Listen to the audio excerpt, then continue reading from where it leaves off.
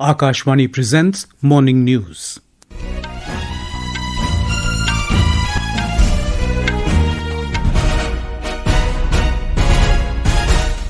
Good morning, I'm Sunil Verma. The headlines. Prime Minister Narendra Modi to visit Karnataka and Goa today to attend major events and unveil 77 feet tall bronze statue of Lord Ram. President Droupadi Murmu to address 19th National Jamboree of Bharat Scouts and Guides in Lucknow today. UGC asks higher education institutions to conduct examinations and issue final degrees and certificates in time. 56th International Film Festival of India to conclude this evening in Goa. Death toll in Hong Kong apartment complex fire rises to 94. More than 280 people still missing. And Cyclone Ditwah to bring heavy rainfall to eastern coast of India.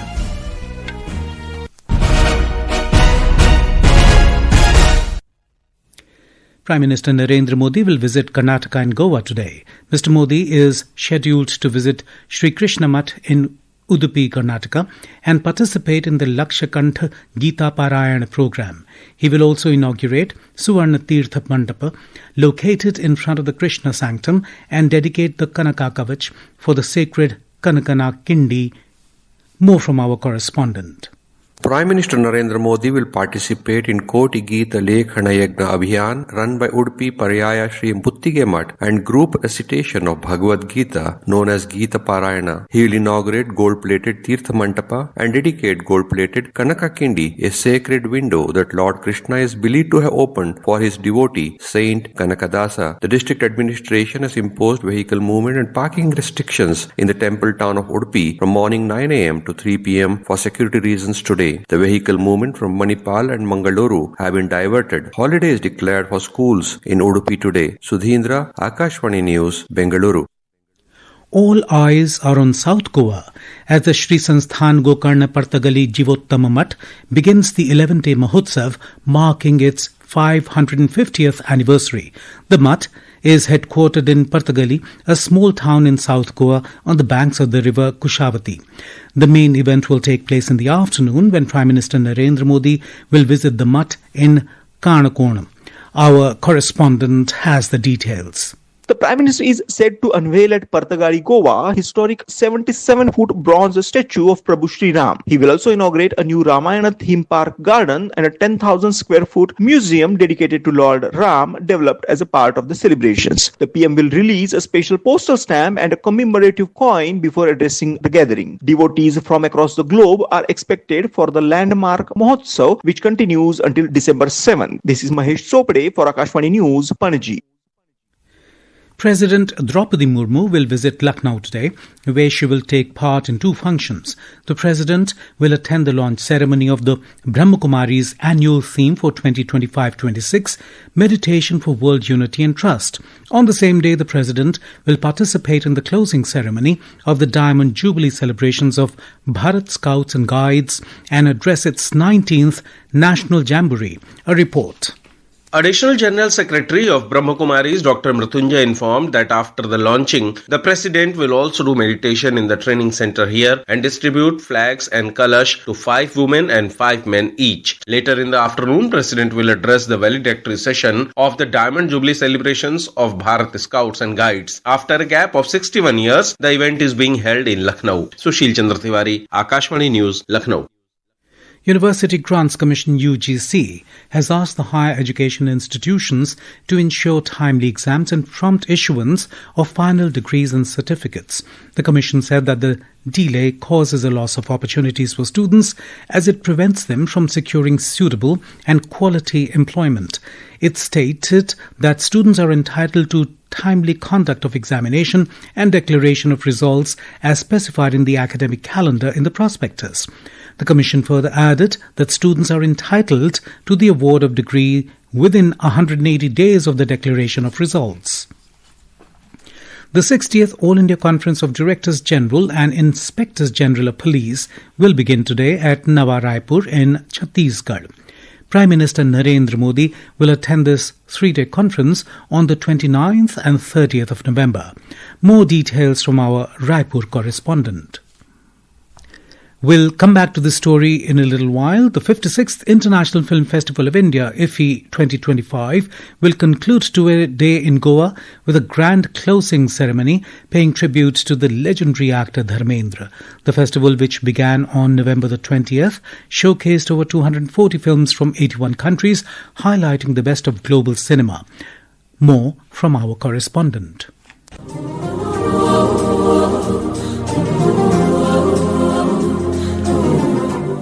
IFFI 2025 is heading to the closing ceremony today in the evening, which will be attended by Chief Minister Pramod Sawant, Secretary, Ministry of INB Sanjay Jaju, and Festival Chairman Shekhar Kapoor, among a host of other important dignitaries. The ceremony will also felicitate superstar Rajinikanth, celebrating 50 years of his cinematic journey. The festival featured over 240 films from 81 countries. A number of masterclasses were held during the festival that brought insights from industry experts, including Shekhar Kapoor, Rajkumar Hirani, Amir Khan, Ramesh Sippy, Muzaffar Ali, Nagarjun, among others. Cinematic legends like Guru Dutt, Raj Khosla and Ritwik Ghatak were also honoured. Recognizing excellence in cinema, the Golden Peacock Award, the Silver Peacock Award and the ICFT UNESCO Film Award will also be given tonight. Everyone is waiting to know which film will bag the Golden Peacock. The 56th edition of IFFI was indeed a testament to the power of cinema, bringing together filmmakers, actors and enthusiasts from around the world. With Adarsh and Nikhil, this is Sarah Mujtaba for Akashvani News from IFFI, Goa.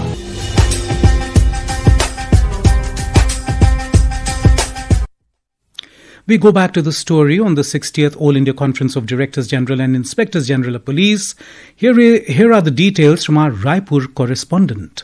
The conference, considered crucial for national security, will be attended by Prime Minister Narendra Modi, Union Home Minister Amit Shah, National Security Advisor Ajit Doval, Ministers of State for Home Affairs, Directors General of Police from various states and union territories, and heads of central police organizations. The theme of this year's conference is Viksit Bharat Security Dimensions. During the deliberations, key national security issues such as left-wing extremism, counter-terrorism operations, disaster management, women's safety, and the use of forensic science and artificial intelligence in policing will be discussed in detail. The conference serves as an important platform for senior police officers and security administrators from across the country to engage in open and meaningful discussions on matters related to national security. During the conference, the Prime Minister will also present the President's Police Medal for Distinguished Service. Vikalp Shukla, Akashvani News, Raipur. This is Akashvani giving you the news. For quick news updates round the clock, follow us on our X handle at AIR News Alerts. And for details of stories and more, log on to our website www.newsonair.gov.in and download News on AIR app.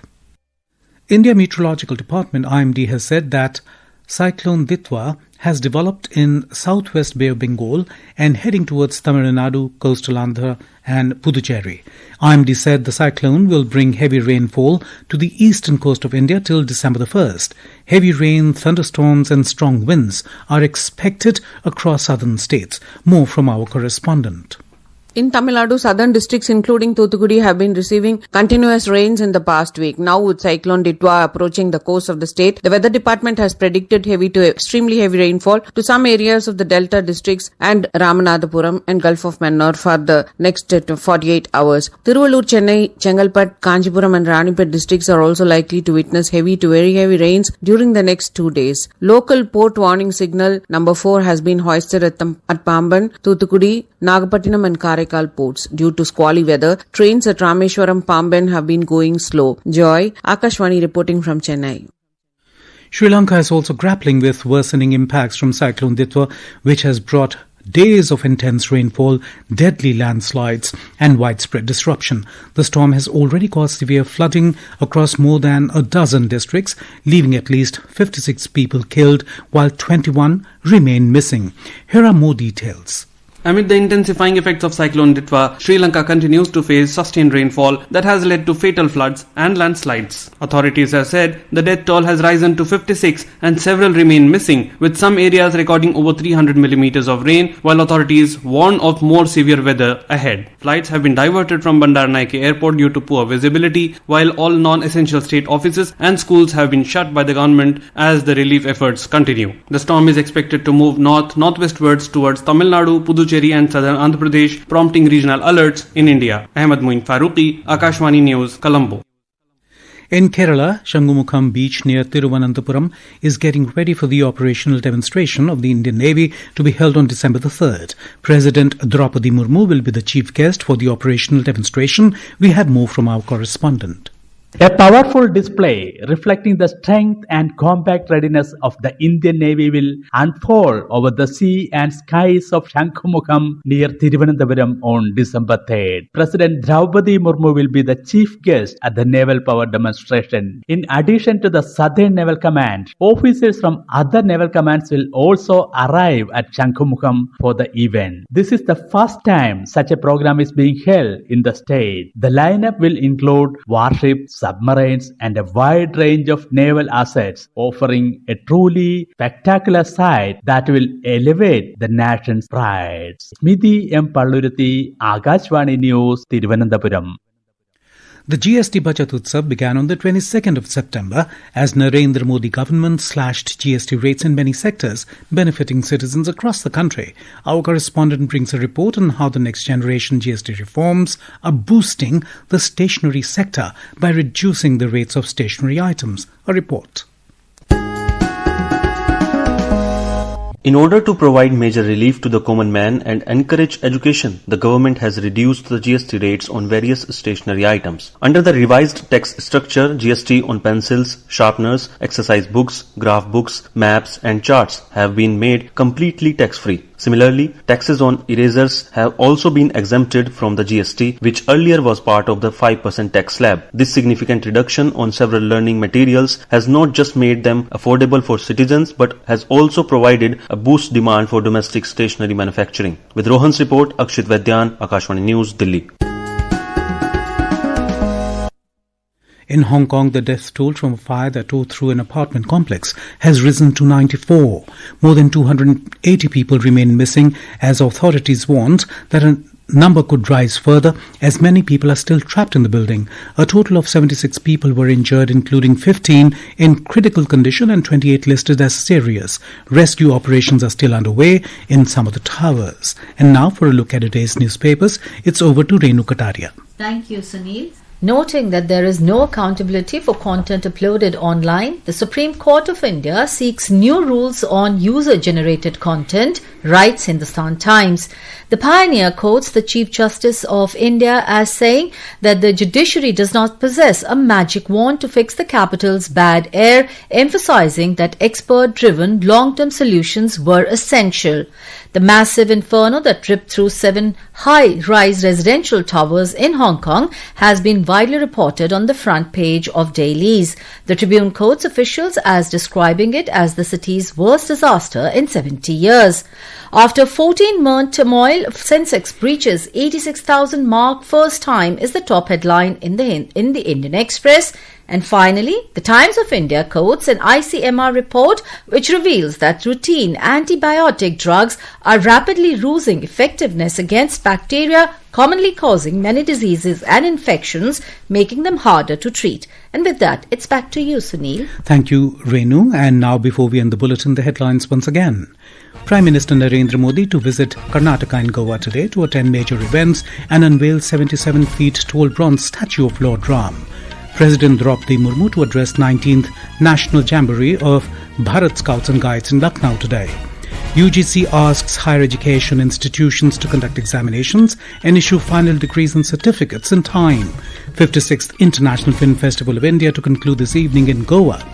Death toll in Hong Kong apartment complex fire rises to 94, more than 280 people still missing. And Cyclone Ditwah to bring heavy rainfall to eastern coast of India. And with that, we end the morning news. Have a nice day.